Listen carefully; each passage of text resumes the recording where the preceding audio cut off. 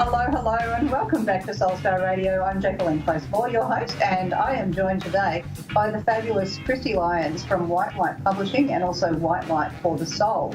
And she's put out some amazing books already, and with lots more to come, and also a deck of cards. And these are your cards, and welcome to the show as well, Christy. But these are your cards as well, aren't they? Yes, they are. Gosh, so look at me supercharging today. Bit of a Mercury retrograde moment, and that's going to happen with the Gemini. So you've had White Light Publishing since 2014? Yes, it initially started then, and we had one client who I love very deeply because she was our very first client, and she published a set of 12 astrology books. Beautiful. And so it started then, and we had her name is Lani Sharp.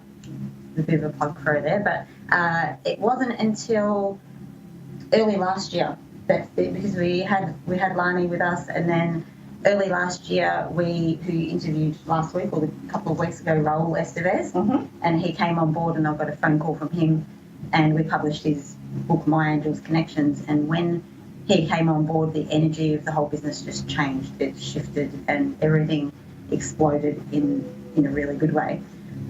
It's as if him coming on board with the company just attracted all these other like-minded people to the business. And so once the ball got rolling with him, then I started getting more and more phone calls and more inquiries to publish people's work.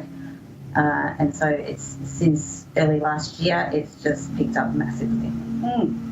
Absolutely beautiful. And I just feel a lot of love and integrity in everything you're doing here. And for you, it's really about that sharing of hope, and it's very practical and down to earth in how you deal with that. And I understand you're a healer and you also work with readings as well. Yes, I do, and that's how it all began actually with White Light for the Soul.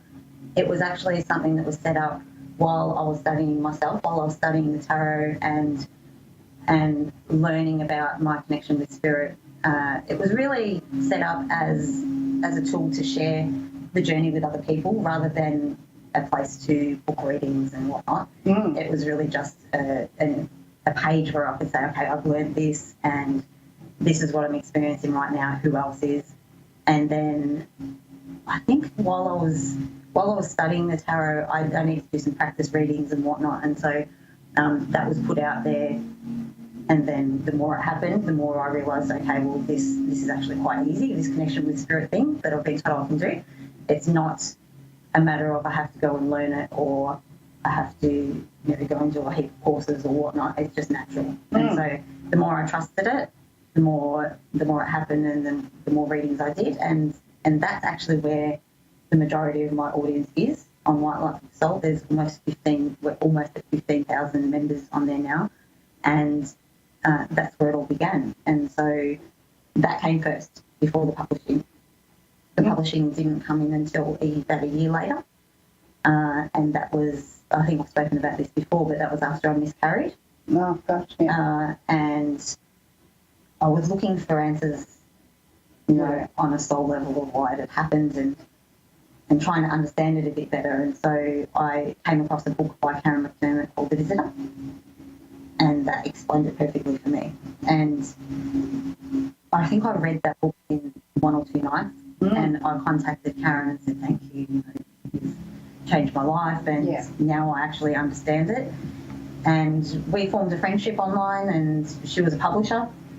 At the time she wasn't. At the time she was writing articles, and she encouraged me to do the same, just because I loved, I'd always loved writing from when I was in primary school, but it was something that I hadn't done for a little while. And so when she encouraged me to write about my experiences and I started writing articles, I love this. Yeah. I didn't know how many people were reading it. I didn't care. It was just the process of writing. And then so Karen started her publishing company, Serenity Press, and she was looking for contributors to a book called Journey to Inner Light. And it was really just writing about your life experience so far. And she encouraged me to submit my story there, and I think I wrote it in one night. Wow, yeah. It was so therapeutic, and, I've told people this too, that going through that process of writing just about my journey so far, I felt physically sick throughout it. I felt dizzy, I cried, I felt angry. Every emotion you could possibly think of, I went through. But once I'd finished that story, it was like I'd released it all onto the page. So that's where it all started, that one story. And then from there, it was like I needed to do more. And so I kept contacting Karen and saying, I want to write this, and I've got an idea for a book. Can you help me publish it? And she, being the beautiful person that she is, said, don't keep coming to me. I'll show you how to set up your own publishing house. And so that's where it started. Yeah, wow. Yeah. That's an amazing journey. And it's very cathartic to just write it all down like that and get it out. So it's a bit of a purge too, isn't it? Yeah, it is, absolutely. And you felt a lot lighter after that? Absolutely. Yeah, and it wasn't just reaching the end of writing that piece.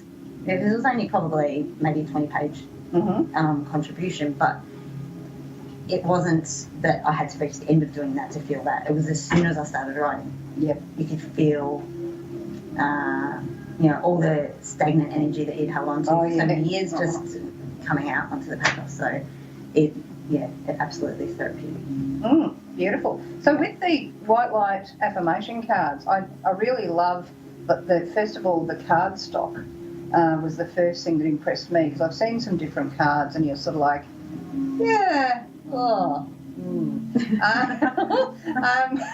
whereas with these, I'm like, I want to touch those more, because I really felt the soft, and it's very shiny, and you just want to keep picking them up. And they're just very calming messages, and they're not in any way, it's just this energy of sharing, and that real heart energy. So you sort of get cards like this one here, which is saying, I love myself unconditionally. And you've got all these beautiful messages in here. So what sort of brought those out in you? It was the White Light for the Soul page. Yep. So I interact a lot on there, obviously, but over the course of the years, I've, picked up little tidbits from people on the page with, things that they affirm for themselves, and focuses that seem to be happening at one particular time or another, and based on the readings that I do, everything like that. So I invited over a period of time for members on the page to tell me what their favourite affirmations were, or to make them up. And so the affirmations that are in this deck I've written some of them myself, but the majority of them are written by the members on the page. I love this one particularly. It's never too late. and that one's not just about age either. Oh, no, it's never too late. It's interesting because during the week we actually had someone write in, and we get people writing in at times, and thank you so much, Jodie, for writing in, and we hope this helps you. But with her message in, she was feeling at a loss, having trouble finding hope at the moment, and that's been very thematic at the moment. A lot of people are having that. There's a lot going on astrologically that can really preempt that in people.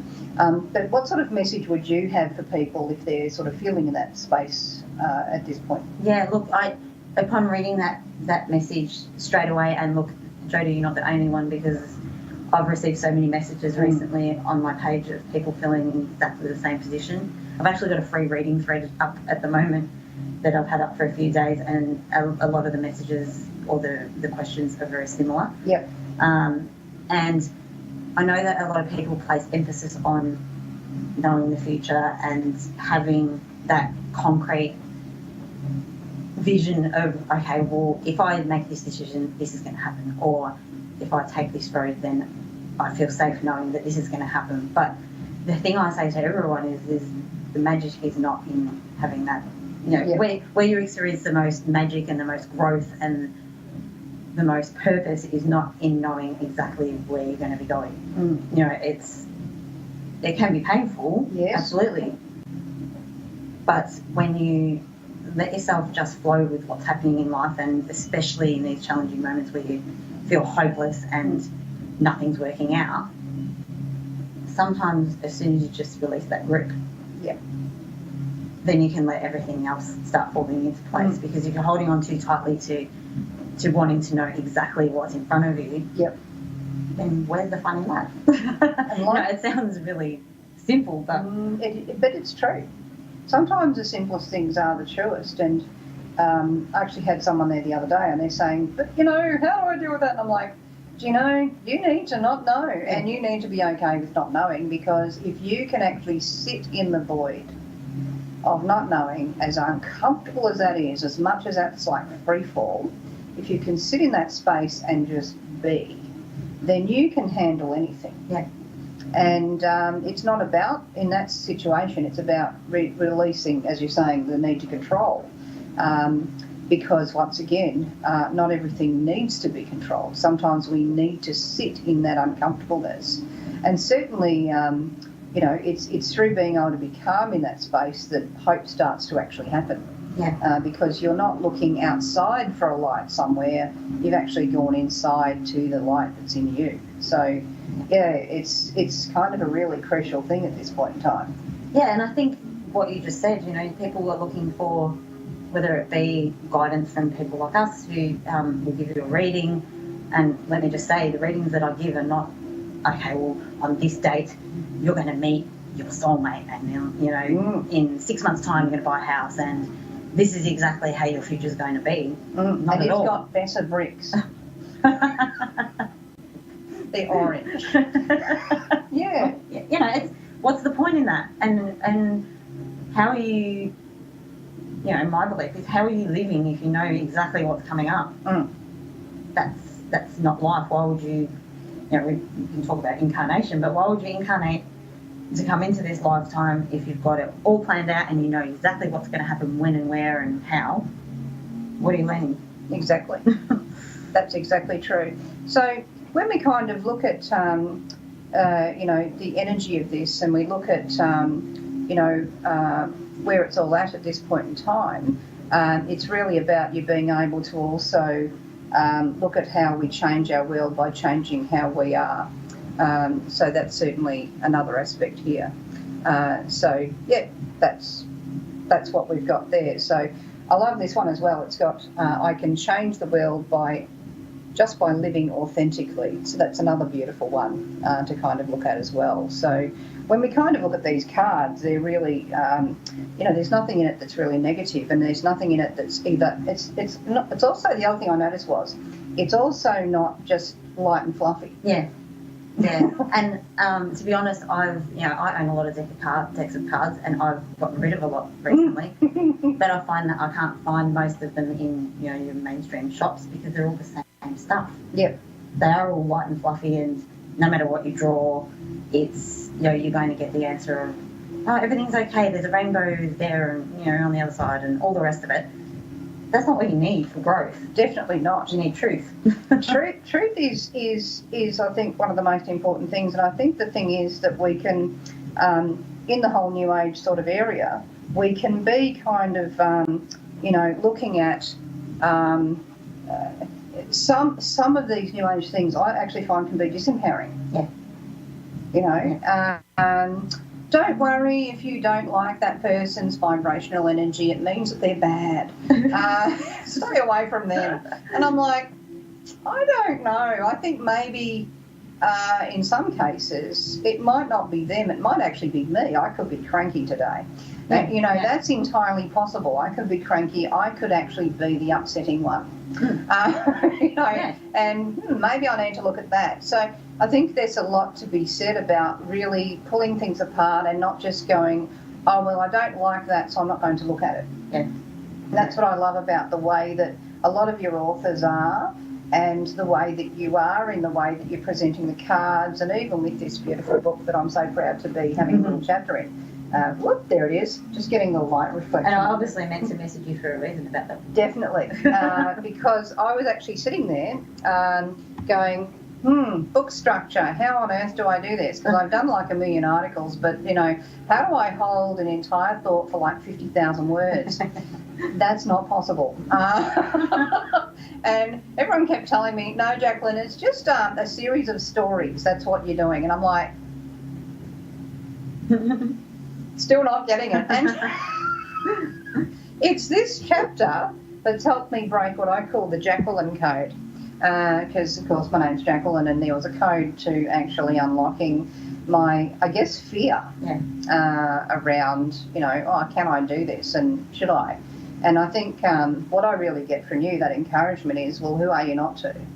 And you were even saying before off air, oh, okay, they don't have hope. All right, well, maybe they need to write a book. Maybe they need to get it off their chest.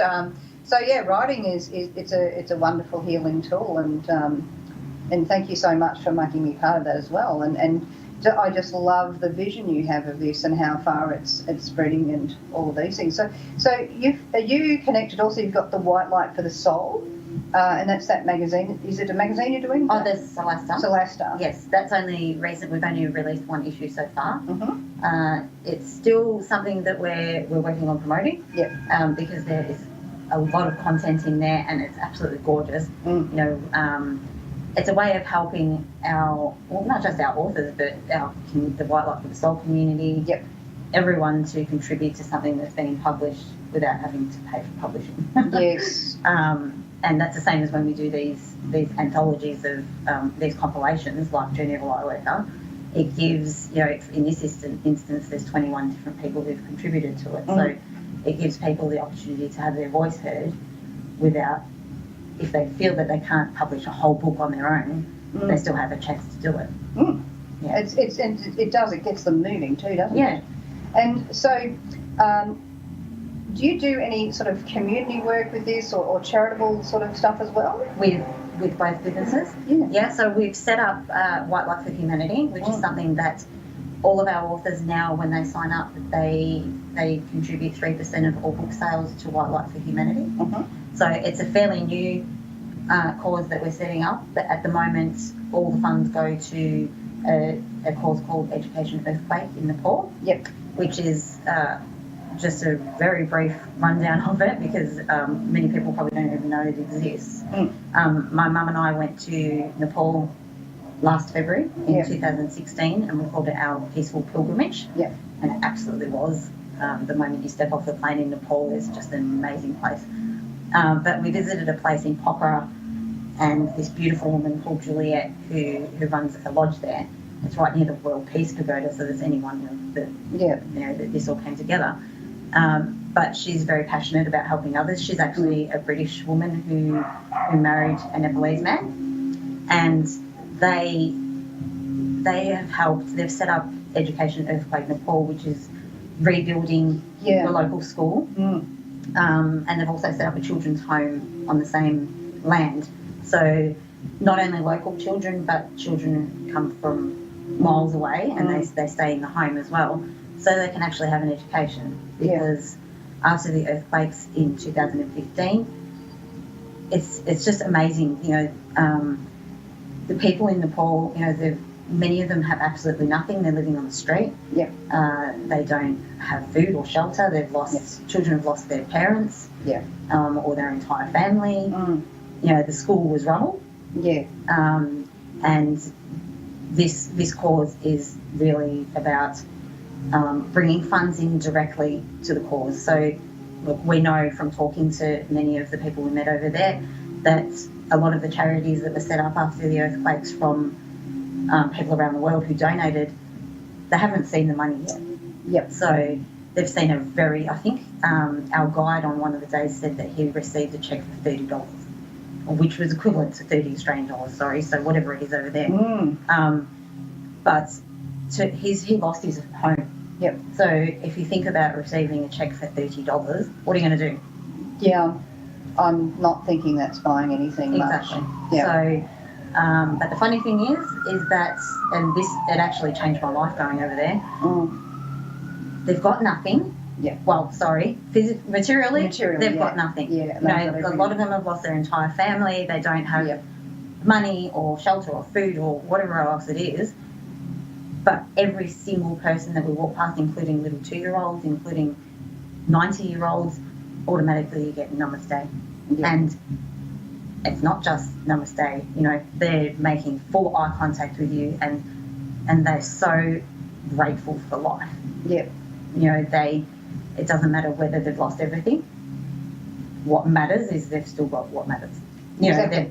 they still genuinely feel love for other people. They're grateful for what they do have. Yeah. And it shows, absolutely shows. Mm. So that's something we're extremely passionate about, and that's why we chose Education Earthquake Nepal to sponsor children and contribute those funds, because we know that it goes 100% to the charity. Yeah, that's the difference, isn't it? Yeah. Because you get a lot of these different places and with celebrities, and they're setting up charities left, right and centre in this country where we are. And it's like the minimum requirement is that 10% of the money that they actually create actually has to be spent on the charity, and 90% is somewhere else. And It's actually 7%. I found 7 out. now. Uh-huh. Oh my God. Which is really sad. It's frightening. So it's really great to really be very careful about what you're putting the money into. So this is really fantastic that it's going straight on through. Yeah. And because we formed that personal relationship with Juliet, who runs the cause and who set it all up, we know what we pay. These donations, we pay them directly into her PayPal account. Yep. As friends or family, so that she doesn't get charged any fees. Yep. And we see the difference. You know, she posts regular updates and photos on Facebook, and Mum actually visited there again in September last year, and so she was able to spend some time with the children for a few days, and just seeing the difference in them from when they first arrived there, or where they were when they had no school and they had no school to go to, and what they look like now. Yep. The light in their eyes and the smiles on their faces, and they look healthy, and you know, they've got little cute uniforms, and they've actually got desks to sit at and chairs to sit on instead of sitting on the cold concrete floor. Exactly. And sharing pencils, and it's amazing. So beautiful. We're very passionate about that. That's fantastic, and it's really what you want to see happening with those sorts of things. So what sort of exciting stuff have you got coming up, you know, in the future with the White Light Publishing? There's quite a few things happening really soon, actually. We've got, as you know, the Journey of a Lightworker book launch and signing, which is being held where I live in Melton, in a beautiful barn. We've got quite a few people attending that, I think, so it should be a brilliant day. We're going to have some candles around and, you know, some beautiful things hung up around the place because of the theme that it is. Yep. But quite a few of the contributors to that book are going to be attending, including you. I'm excited. Yeah, and Raoul will be there too, Rosa. So there are a lot of people that have written in that story that are going to be there on the day. So we're looking forward to that. And then about 4 weeks later, we're attending the Mind, Body, Spirit Festival in Melbourne, which is super exciting because it's something we've attended local expos before. Yes. But never one this big. That's actually quite cool. Yeah. I'm rather excited about that. I think that's going to be a lot of fun. Yeah. Because it just gives people another view, another option, and so much more out there to see and do and be part of, I think. And that's where I just think this can only sort of grow from here. So, yeah, it's really fantastic having you in. Was there any sort of wisdom you wanted to share, you know, for people listening who might be interested in developing their own gifts? Yes, the main thing that I say to people is, and I'm a strong advocate for this, and it frustrates me so much that I say it a lot, is that you'll get psychics out there and light workers, whatever they want to call themselves, and they say, you need to come to me because I was born with this gift. Not everyone is born with this gift, and you know, you need to pay a fortune to come and see me because I know I can do this, you can't. That's absolute rubbish. Yep. Every single person who's here has the gift. Yeah. You know, we all came from the same place and we're all going back to the same place and we all are connected. It's just a matter of figuring out how. Yeah, and how to access that. Yeah. Yeah. What a beautiful note to close our show on today, and thank you so much for joining me today with your very earthy, warm and loving energy. It's been an absolute pleasure. So thank you for joining me, and thank you for making me part of this exciting book, which you can find online. I know I plugged it again, sorry. We'll catch you same bat time, same bat channel next week. No, I won't make you sing from way out. This is Soulstar Radio. You catch us next time. You can find us on Facebook, and I'll also have the links for White Light Publishing on the website and also on the Facebook page. So thank you, and in the meantime, I might sing it, okay? All right. If you're happy and you know it, clap your hands. If you're happy and you know it, clap your hands.